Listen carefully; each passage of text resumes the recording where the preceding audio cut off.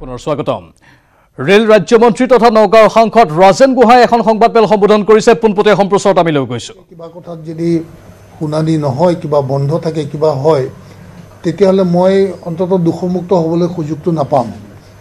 আৰু যিহেতুকে মই এতিয়ালৈকে দুখমুক্ত নহয়, গতিকে মই সিদ্ধান্ত লৈছোঁ যে যিহেতুকে মই এইবাৰ ইলেকশ্যন কমিশ্যনৰ যাৰ ক্ৰিমিনেল কেছ আছে তেওঁলোকৰ ক্ষেত্ৰত যথেষ্ট ষ্ট্ৰিক্ট ৰুল কিছুমান আছে, আৰু সেই ৰুলৰ কাৰণে হয়তো আমাৰ দলৰ যথেষ্ট কেতিয়াবা কিছু ক্ষতিও হ'ব পাৰে বা বাকীসকল প্ৰাৰ্থীও কিবা অকৱাৰ্ড পজিশ্যনত পৰিব পাৰে।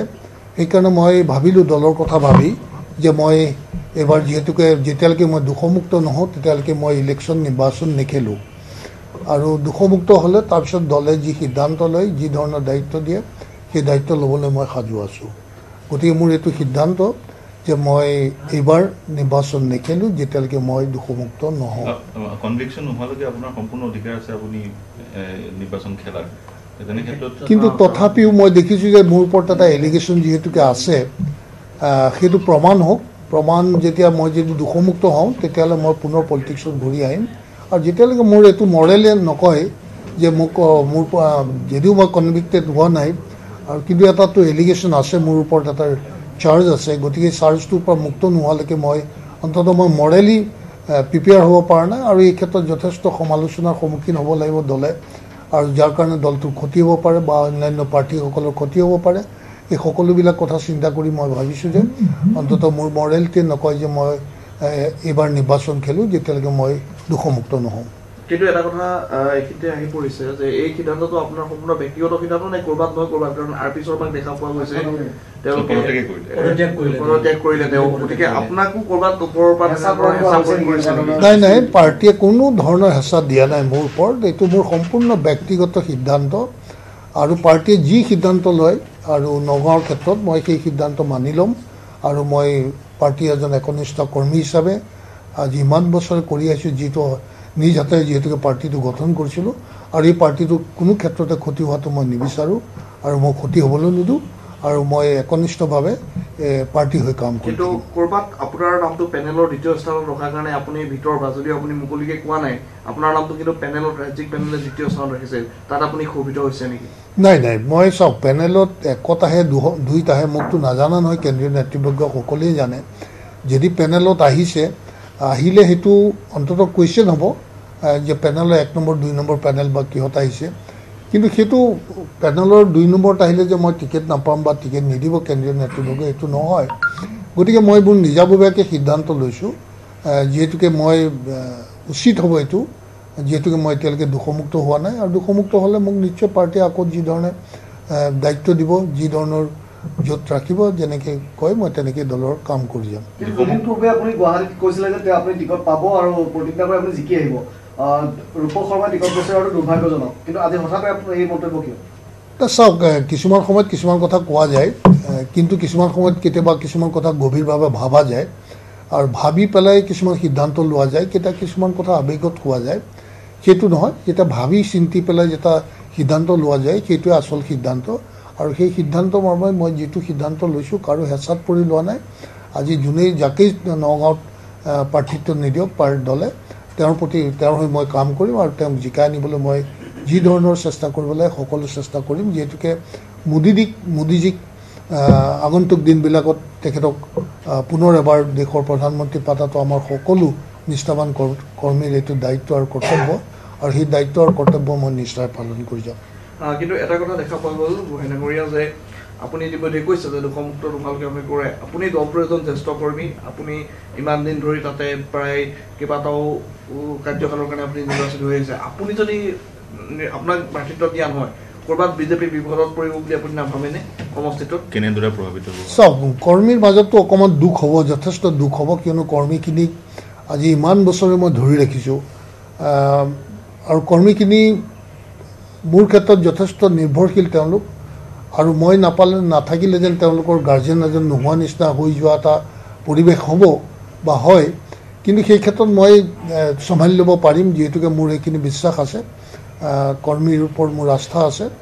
আৰু কৰ্মী হয়তো দুখ পাব, সেইটো তাত কোনো সন্দেহ নাই, কিন্তু তেওঁলোকক চম্ভালি লোৱাটো মোৰ কেপাচিটি আছে, মই তেওঁলোকক চম্ভালি ল'ম। আৰ পি শৰ্মাই অভিযোগ কৰিছে দলত বৰ্তমান জ্যেষ্ঠ নেতাসকল উপেক্ষিত হৈছে, ৰমেন ডেকাই হওক, ৰাজেন গোহাঁই হওক, তেওঁ নিজেই হওক, বিজয়া চক্ৰৱৰ্তীয়ে চাওক, সেই কথাটো মই নকওঁ। মই মোৰ নিজৰ ক্ষেত্ৰত মই যিটো অনুভৱ কৰিছোঁ সেইটো মই তেনেকুৱা উপেক্ষিত হোৱা নাই।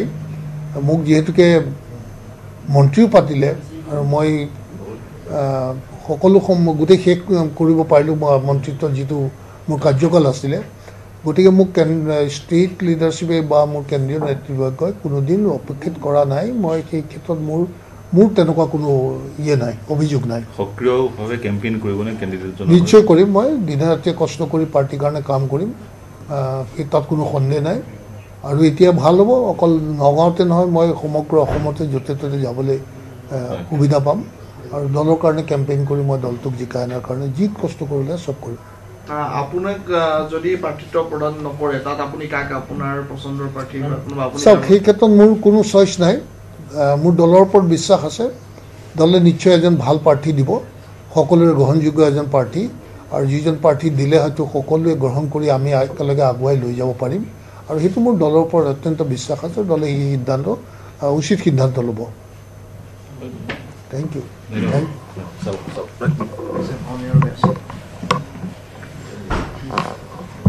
ৰাজেন গোহাঁইৰ আজি সেই সুৰ দেখিবলৈ পোৱা যোৱা নাই আৰু পুনচাতে তেওঁ কৈছে যে নিৰ্বাচনত অৱতীৰ্ণ নহয়। যি গোচৰটো আছে তেওঁৰ বিৰুদ্ধে, সেই গোচৰটোৰ বাবেই যেতিয়ালৈকে সেই গোচৰটোত তেওঁ দুখমুক্ত নহয় তেতিয়ালৈকে নিৰ্বাচনত অৱতীৰ্ণ নহয় বুলি উল্লেখ কৰিছে ৰাজেন গোহাঁইয়ে। সবাতোকৈ ডাঙৰ খবৰ আমি আপোনালোকক জনাইছোঁ, নগাঁও সমষ্টিত বিজেপিৰ প্ৰাৰ্থী হ'ব ৰীতা নাথ গোহাঁই। ৰীতা নাথ গোহাঁই কেন্দ্ৰীয় মন্ত্ৰী ৰাজেন গোহাঁইৰ পত্নী। হয়তো সেইবাবে ৰাজেন গোহাঁই নিৰ্বাচনত অৱতীৰ্ণ নোহোৱাৰ কথা ঘোষণা কৰিছে। সংবাদমেলত নিৰ্বাচন নেখেলাৰ কথা ঘোষণা কৰিছে ৰাজেন গোহাঁইয়ে। কিন্তু বিগ ব্ৰেকিং নিউজ আমি আপোনালোকক জনাব বিচাৰিছোঁ, নগাঁও সমষ্টিত বিজেপিৰ প্ৰাৰ্থী হ'ব ৰীতা নাথ গোহাঁই। ৰীতা নাথ গোহাঁই কেন্দ্ৰীয় মন্ত্ৰী ৰাজেন গোহাঁইৰ পত্নী। এটা ভাৱবোধক আছে, কাৰণ যিহেতু উল্লেখ কৰা হৈছে যে এতিয়ালৈকে প্ৰাৰ্থী চূড়ান্ত হোৱা নাই, কিন্তু তাৰ পূৰ্বে এই খবৰটো আহিছে। কিন্তু ৰাজেন গোহাঁই স্পষ্ট ৰূপত কৈছে যে তেওঁ নিৰ্বাচনত অৱতীৰ্ণ নহয়।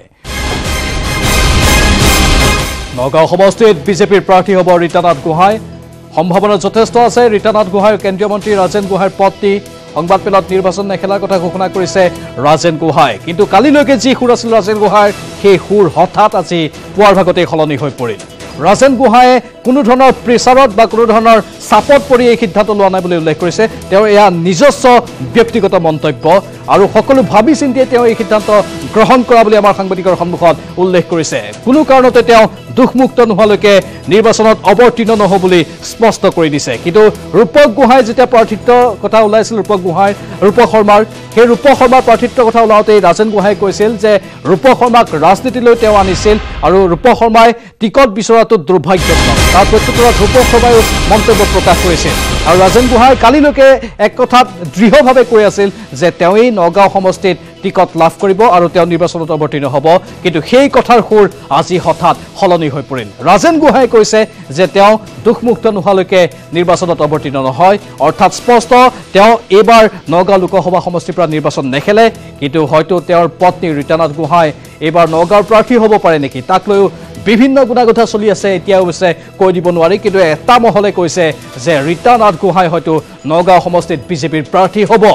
ৰীতা নাথ গোহাঁই কেন্দ্ৰীয় মন্ত্ৰী ৰাজেন গোহাঁইৰ পত্নী। আমি অধিক তথ্য জানিবলৈ যোগাযোগ স্থাপন কৰিছোঁ জ্যেষ্ঠ সাংবাদিক ৰাজু বৰুৱাৰ সৈতে। ৰাজু বৰুৱা, আৰৰ কথা বহুখিনি ওলাই আছে, প্ৰকৃত খবৰটো নিউজ 18 অসম নৰ্থ ইষ্টৰ দৰ্শকসকলক জনাওক। প্ৰাঞ্জল, যদি চাবলৈ যোৱা হয় তেনেহ'লে শেহতীয়াকৈ প্ৰায় 6 মাহমানৰ পৰা তেনেধৰণৰ এটা চৰ্চা চলিছিলে যে ৰাজেন গোহাঁই হয়তো টিকট বঞ্চিত হ'ব পাৰে, বা আৰ পি শৰ্মাৰ নামো তেনেধৰণে ওলাইছিলে, কামাখ্যা প্ৰসাদ তাছাৰ নামো তেনেধৰণে ওলাইছিলে। আৰু এতিয়া সেই কথাটো সম্পূৰ্ণৰূপে পৰিস্ফুট হৈছে যে ৰাজেন গোহাঁইক হয়তো দলৰ ফালৰ পৰা সেই কথা জনোৱা হৈছে যে আপোনাক টিকট বঞ্চিত কৰা হ'ব। আৰু তাৰ বাবেই তেওঁ আজি সংবাদমেল যোগে সেই কথা সদৰি কৰিছে। আৰু তাৰ পিছতে এটা নাম চৰ্চালৈ আহিছে, সেইটো হৈছে ৰীতা নাথ গোহাঁই। আৰু ৰাজেন গোহাঁইৰ সেইটো স্পষ্ট, দলৰ সৈতে তেওঁ এটা চুক্তি কৰিছে যে যদি তেওঁক টিকট বঞ্চিত কৰা হয় তেনেহ'লে তেওঁৰ পত্নীক সেই স্থান পূৰাবৰ বাবে তেওঁৰ পত্নীক দিয়া নাম দিব লাগে। আৰু যাৰ বাবে ৰীতা নাথ গোহাঁইৰ নামটো এতিয়া চৰ্চাত আছে। আৰু ৰীতা নাথ গোহাঁই খুব সম্ভৱ 4 বজাত যেতিয়া বিজেপিয়ে প্ৰাৰ্থী তালিকা ঘোষণা কৰিব, সেই সময়ত ৰীতা নাথ গোহাঁইৰ নামটো সেই সময়ত আহিব। ৰাজু, ৰীতা নাথ গোহাঁইৰ নামটো চৰ্চাত আছে, কিন্তু আঙুলতা ডেকাৰ নামটোও চৰ্চাত আছে। সেয়েহে এতিয়া যথেষ্ট সন্দেহৰো সৃষ্টি হৈছে। চাওক, এটা কথা স্পষ্ট যে ৰাজেন গোহাঁই 4বাৰকৈ তেওঁ সাংসদ হৈছে, গতিকে তেনেকুৱা এজন সাংসদৰ টিকট খনিকতে কাটি দিয়াটো কিছু পৰিমাণে দল সেই সময়ত বিবুদ্ধিত পৰিব, আৰু দলে যাতে ৰাজেন গোহাঁই সেই সময়ত জিকি আহিব পাৰিব না বা ৰাজেন গোহাঁই তাত চিপ্ৰাং মাৰিব নেকি, কাৰণ চিপ্ৰাং ৰাজনীতিটো সকলোতে চলে, আৰু সেই চিপ্ৰাং ৰাজনীতিৰ ক্ষেত্ৰত দলে যথেষ্ট এখোজ আগুৱাই দুখোজ পিছুৱাব লগা হৈছে, আৰু তাৰ বাবে ৰীতানাথ গোহাঁইক সেই স্থানত টিকটটো প্ৰদান কৰি ৰাজেন গোহাঁই যাতে তাত সহায় কৰিব পাৰে বা অন্যান্য নগাঁও লোকসভা সমষ্টিৰ অন্তৰ্গত যিসকল বিধায়ক আছে সেই বিধায়কসকলে যাতে সৰ্বতোপ্ৰকাৰে সহযোগ কৰিব পাৰে, তাৰ বাবে এনেধৰণৰ যাতে বিসম্বাদৰ সন্মুখীন নহয়, সেই সকলো দিশ চালি জাৰি চাইহে ৰীতানাথ গোহাঁইৰ নামটো শেষ মুহূৰ্তত এই মুহূৰ্তত চৰ্চা পায়। ৰাজু, আন এটা কথা, যিহেতু ৰাজেন গোহাঁই কৈছে যে তেওঁ কোনো ধৰণৰ চাপত পৰা নাই, কিন্তু তেওঁ কালিলৈকে যি সুৰ আছিল আজি সেই সুৰ নাই আমি দেখিবলৈ পাইছোঁ। চাওক, এই ক্ষেত্ৰতে যে বিজেপি নেতৃত্বৰ সৈতে তেওঁ হয়তো যিখিনি আলোচনা হৈছে সেই আলোচনাৰ মৰ্মে তেওঁ হয়তো তেনেধৰণে তেওঁৰ পত্নীৰ নামটো তেওঁ প্ৰক্ষেপ কৰিছে, আৰু পত্নীৰ নামটো প্ৰক্ষেপ কৰি এটা কথা তেওঁ স্পষ্ট কৰি দিছে যে ৰাজেন গোহাঁই যদি তেওঁ নিজেই যদি টিকেটটো নাপায় তেওঁ পৰিয়ালৰ কোনোবাই টিকেটটো পাব লাগে, আৰু এই ক্ষেত্ৰত পূৰ্বতেও দলেও এটা স্থিতি গ্ৰহণ কৰিছিল যে ৰাজেন গোহাঁই কেইবাৰ টিকটটো প্ৰদান নকৰি ৰূপক শৰ্মাক যদি তাত টিকট প্ৰদান কৰা হয় বা আঙুৰলতা ডেকাক যদি টিকট প্ৰদান কৰা হয়, তেতিয়া তেওঁৰ যি পুত্ৰ নবাৰুণ গোহাঁই সেই নবাৰুণ গোহাঁইক তাত টিকটটো নগাঁও সদৰ সমষ্টি বা বটদ্ৰৱা সমষ্টিৰ পৰা জিকাই আনি বিধায়ক কৰাৰ যিটো পূৰ্বতে চুক্তি আছিলে সেই চুক্তিৰ পৰা আঁতৰি আহিছে, আৰু এতিয়া এটা কথা হৈছে যে যাতে ৰাজেন গোহাঁই পত্নীক টিকটটো প্ৰদান কৰাৰ পিছত ৰাজেন গোহাঁয়ে সৰ্বতোপ্ৰকাৰে গোটেই নিৰ্বাচনটোত সহায় কৰিব পাৰে, তাৰ বাবে এনেধৰণৰ কৌশলী স্থিতি বৰ্তমান বিজেপিৰ নেতৃত্বই গ্ৰহণ কৰিছে। ৰাজু, আন এটা প্ৰশ্ন, যিহেতু এলিগেশ্যন আছে তেওঁৰ বিৰুদ্ধে, তেওঁ সেইটোকে উল্লেখ কৰি পেলাই কৈছে যে নিৰ্বাচনত অৱতীৰ্ণ নহয় যেতিয়ালৈকে দোষমুক্ত নহ'ব, কিন্তু তেওঁ বৰ্তমানলৈকে অভিযুক্ত হৈ আছে, দোষী এতিয়ালৈকে কিন্তু আদালতে তেওঁ ঘোষণা কৰা নাই। তেওঁৰ নামটো সেয়েহে হয়তো বিজেপিৰ ৰাজ্যিক কমিটিয়ে পেনেলত দিলে, অন্তৰ্ভুক্ত কৰিলে, কিন্তু তেওঁ যেন এই বিষয়টোক কিবা প্ৰকাৰে অজুহাত হিচাপেহে ব্যৱহাৰ কৰিছে তেনেধৰণৰ ভাৱ হৈছে।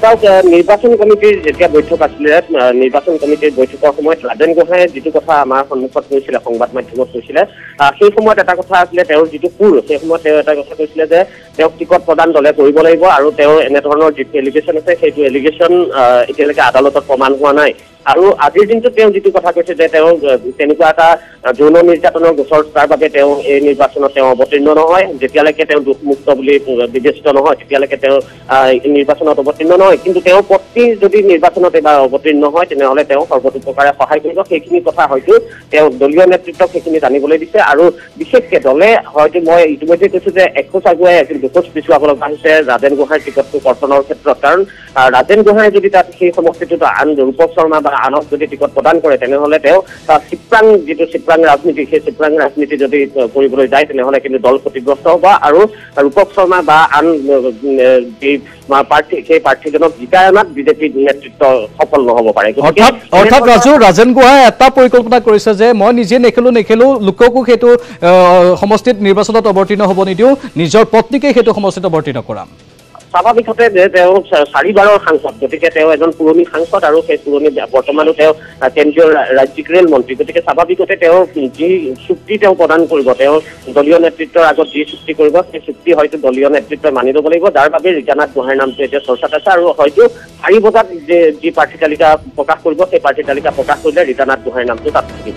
ধন্যবাদ জনাইছোঁ ৰাজু বৰুৱা। আৰৰ বহুখিনি খবৰ আমি গম পালোঁ, আৰু নিউজ 18 অসম নৰ্থ ইষ্টৰ দৰ্শকসকলেও হয়তো আভাস পাইছে প্ৰকৃততে কেনেধৰণৰ এক নাটক চলি আছে ভিতৰ চৰাত। নগাঁও সমষ্টিত এফালে ৰাজেন গোহাঁই নিৰ্বাচনত অৱতীৰ্ণ নহ'ব বুলি কৈছে, কিন্তু তাৰ বিপৰীতে তেওঁৰ পত্নী প্ৰাৰ্থী হ'ব নগাঁও লোকসভা সমষ্টিত। ৰীতানাথ গোহাঁই প্ৰাৰ্থী হোৱাৰ যথেষ্ট সম্ভাৱনা এইখিনি মুহূৰ্তলৈকে, আৰু ৰাজেন গোহাঁই হয়তো সেইটো চুক্তিয়েই বান্ধি দিছে দলীয় নেতৃত্ব। ৰীতানাথ গোহাঁই কেন্দ্ৰীয় মন্ত্ৰী ৰাজেন গোহাঁইৰ পত্নী, সংবাদমেলত নিজে নিৰ্বাচন নেখেলাৰ কথা তেওঁ ঘোষণা কৰিছে, কিন্তু তাৰ বিপৰীতে হয়তো নগাঁও লোকসভা সমষ্টিত প্ৰাৰ্থী হ'ব পাৰে ৰাজেন গোহাঁইৰ পত্নী ৰীতানাথ গোহাঁই।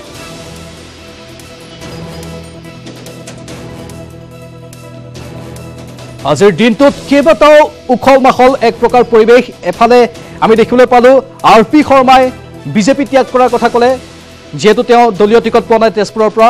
তাৰ পাছত আকৌ ৰাজেন গোহাঁই আজি নিৰ্বাচনত অৱতীৰ্ণ নোহোৱাৰ কথা ক'লে, তাৰ বিপৰীতে হয়তো তেওঁৰ পত্নী নিৰ্বাচনত অৱতীৰ্ণ হ'ব।